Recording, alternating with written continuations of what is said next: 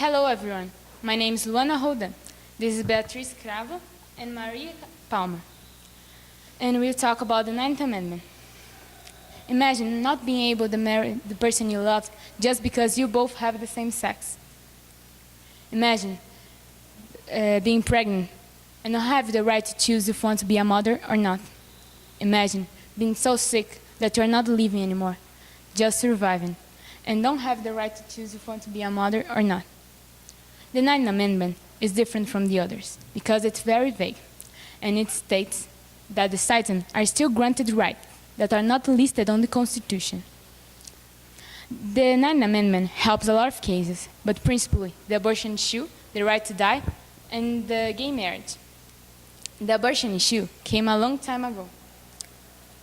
And a good case that represented is the Planned Parenthood versus Casey.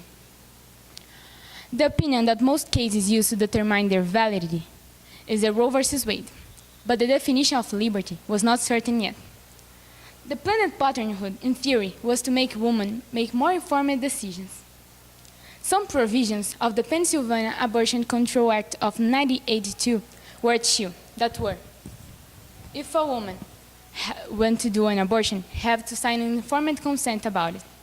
If she was married, she have to sign a statement saying that her husband knew about it. If she was a minor, she have to get her parents' or guardian consent. And if there's some medical issue that could kill the patient, she also have to make a requirement about it. The new president of the United States, Donald Trump, wants to overturn Roe versus Wade decision by punishing the women that have an abortion. But we hope the Congress will not allow him make it.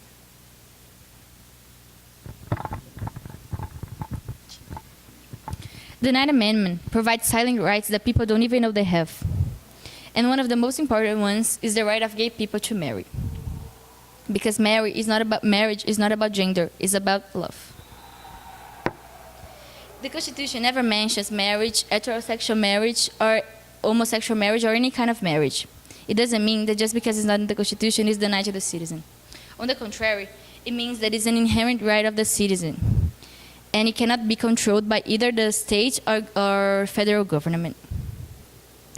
There are states that are getting used to the modern new world by seeing homosexual people just as normal as straight people.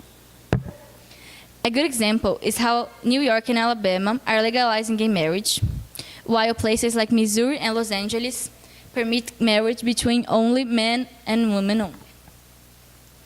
However, this order is about to change because in June of 2015, a Supreme Court ruled in a landmark decision called Obergefell versus Hodges that gay and lesbian couples have a constitutionally protected right to marry, and states must recognize it.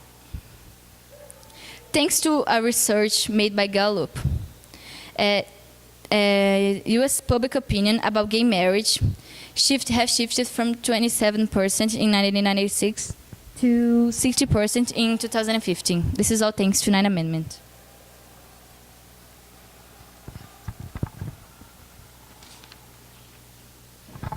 Another issue related to it is the right to die, which has a great repercussion and a lot of criticism through the United States. First of all, the right to die is related to any legal end-of-life attitude, including different types of suicide, euthanasia, and palliative care, which is providing care to accelerate the death process. According to the Ninth Amendment, people have rights that aren't stated in the Constitution, and there has been much discussion about this topic in the U.S. concerning whether or not it should be approved as a popular right or not. The Supreme Court does not seem to agree to the right to die, and seems to be great concern with states preserving the lives of health systems. However, a discussion was held, and a measure was taken even against Supreme Court's beliefs.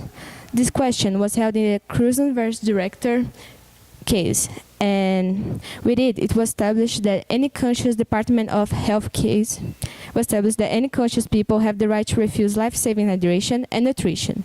In other words, people have the right to refuse two life essentials and consequently the right to die. To conclude, it's possible to say that the Ninth Amendment plays an important role in the American nation. And with it, people have many rights that are unstated in the Constitution.